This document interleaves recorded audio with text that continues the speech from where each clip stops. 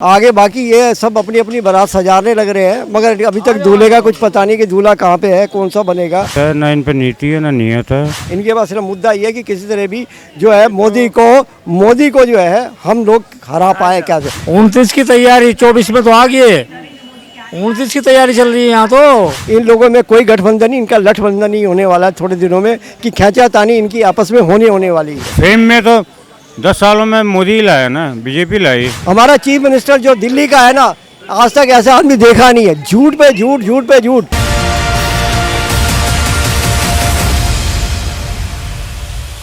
क्या लगता है जिस तरीके से विपक्षी एकता देखने को मिल रही है, हाल ही में पटना में हुई, लगभग कई दल एक साथ आए, आज भी बेंगलोर में मीटिंग थी, 38 दल लगभग वहां पर जुटे, क्या लगता है 2024 में परिणाम बदलेंगे? भैया एक बात बताओ, पहले भी इनकी आपस में हुई है, कई बदले हैं। पहले बुआ फूफा हुए, ये भी हुए, भतीजा भी हुए, सारे कुछ हुए, तो इनका कुछ नहीं है। आगे बाकी ये सब अपनी अपनी बारात सजाने लग रहे हैं, मगर अभी तक दूल्हे का कुछ पता नहीं कि दूल्हा कहाँ पे है, कौन सा बनेगा, तो इन्हें ये नहीं पता। और अगर कल को ये बन भी गए ना, तो सिर्फ देश में आपस में इनकी खींचातानी पहले की तरह से होगी। जैसे चंद्रशेखर हुए, देवगौड़ा बने, फलाने बने, चौधरी चरण सिंह बने, तो ये सब ये क्या हुआ, तो देश को नुकसान ही होने वाला है। जब इनमें विपक्ष में एकता नहीं है, ये सिर्फ यही है कि सब अपने अपने प्राइम मिनिस्टर का एक अटेंड किया जा रहा है कि कैसे कैसे मेरे पार्टी का प्राइम मिनिस्टर बने, दूसरा चाहेगा यही है। कल को केजरीवाल जी भी पहुंच गए, चाहे कांग्रेस ने कितना झटका लगा, फिर भी पहुंच गए कि चलो जी कोई बात नहीं।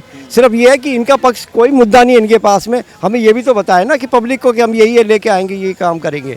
मुद्दा तो इनके पास कुछ नहीं है। इनके पास सिर्फ मुद्दा ये है कि किसी तरह भी जो है मोदी को जो है हम लोग हरा पाए कैसे, मगर मोदी हराने वाला कोई नहीं है अभी। भ्रष्टाचार बहुत हो रहा है कि सीबीआई ईडी का बहुत दुरुपयोग करते हैं किसी पे, मतलब उसने क्या कौन सा गलत हुआ ही है ना, कौन सा ही है। लालू का क्या था, लालू के कौन सी नसीहत चल रही थी, आज कहाँ बैठा हुआ है। उनके समाजवादी पार्टी का क्या था, एक मुलायम सिंह क्या थे, एक 5वीं एक टीचर ही तो थे, आज कितने का अरबों का उसका बना बैठा हुआ है। तो ये सब चीज़ क्या हुआ है। तो हमारे देश में जिस तरह की बातें हुई है और हो रही है ना, तो ये आगे चलने वाला नहीं है, क्योंकि पब्लिक अब जो है साइलेंस बहुत हो गई है और पब्लिक सब कुछ जानने लग रही है आज की तारीख में, और आने वाले टाइम में पब्लिक सब कुछ सिखा देगी।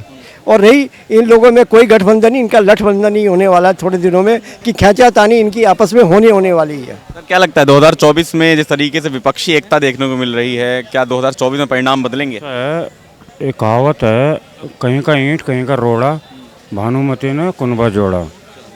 तो वही वाली बात है, ना इन पे नीति है ना नियत है। पहले ये तो एक रोड मैप तो बताया ना कि भाई हम ये प्लानिंग करेंगे।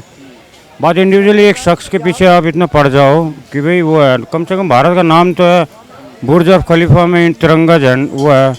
बात ये नहीं कि मोदी है, बात तो है तिरंगे की है ना। आपका कोई उसे झूला झूल रहा है। इससे पहले तो जहाँ तक मेरी जानकारी है, इतना भी प्राइम मिनिस्टर को या इंडिया को इतना फेम नहीं मिला। और जहाँ तक मैं समझ रहा हूँ कि हर चीज़ में, स्पोर्ट्स से लेके हर इकोनॉमिक में लेके हर चीज़ में इंडिया आगे बढ़ रही है।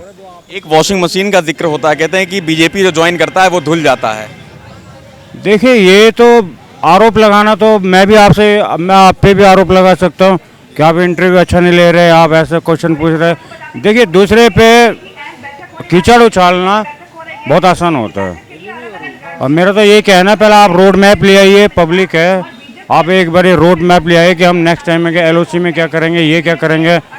तो इन चीज़ों का एक बताना चाहिए। अभी पहली बात तो ये है कि आप पे कोई लीडर ही नहीं है। ममता बनर्जी बंगाल में खुश है, आप जानते हैं वहाँ के क्या हाल हो रहा है। नवीन पटनायक आपने वहाँ खुश है, लालू जी तो अब उम्र दराज हो गए हैं। शरद पवार जी अपना घर ही नहीं बचा पा रहे हैं, ठीक है ना। और अजीत पवार उनके पास जा रहे हैं। इस टाइप में जो भी है, इनका कोई वो नहीं है। 2024 में क्या लग रहा है, किसकी सरकार आने वाली है?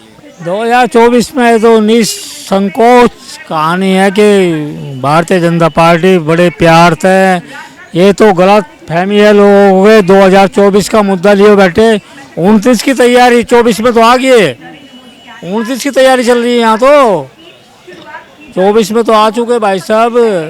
क्या नहीं दिया भारतीय जनता पार्टी ने, सब कुछ दिया। लग नहीं रहा आपको, लगभग आज जो मीटिंग हुई है उसमें 38 दल एक साथ आए हैं। मैं बताऊंगा उस बारे में, अगर सुनने वाले होंगे वे लोग शर्मदार होंगे तो मैं बताऊंगा उस चीज़ के बारे में। 38 कैंडिडेट इसलिए खड़े करे उन्होंने, यहाँ तो 28 राज्य है, एक राज्य में दो भ्रष्टाचारी बैठाने चाहते हैं ये सारे।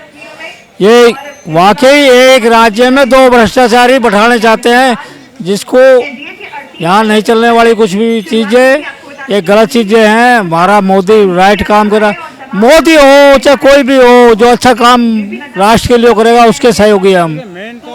मेन तो ये है ना कि फेम में तो 10 सालों में मोदी ही लाया ना, बीजेपी लाई। अब आप कोई से मुद्दा ले लीजिए, इकोनॉमिक्स में आज 500 में ब्रिटेन को पीछे कर दिया, अब वो 3rd पोजीशन में आने वाला है। अब जो माइक्रो चिप वगैरह की बात चल रही थी, चाइना से सारी इंडस्ट्रीज वगैरह इंडिया में आ रही हैं, ताइवान खुद अपनी इंडस्ट्री लगा रहा है। और इस टाइप में जो भी है, आप इकोनॉमिक्स में ले लीजिए, स्पोर्ट्स में ले लीजिए, किसी भी फील्ड में ले लीजिए, इंडिया आगे बढ़ रहा है। एक आरोप ये भी लगता है कि बीजेपी सिर्फ हिंदू मुस्लिम की राजनीति करती है, एक तबके को लेकर। हिंदू मुसलमान की कब हुई थी, किसने करी थी? ये सिर्फ कांग्रेस ने करी थी। 1947 किसने करा था? हिंदुस्तान तो एक ही था पूरा, डिवाइडेशन किसने करा था? 1947 में ही हुआ था। तो किसकी जिम्मेदारी है? ये सब कांग्रेस की जिम्मेदारी हुई है। कौन नहीं चाहता था?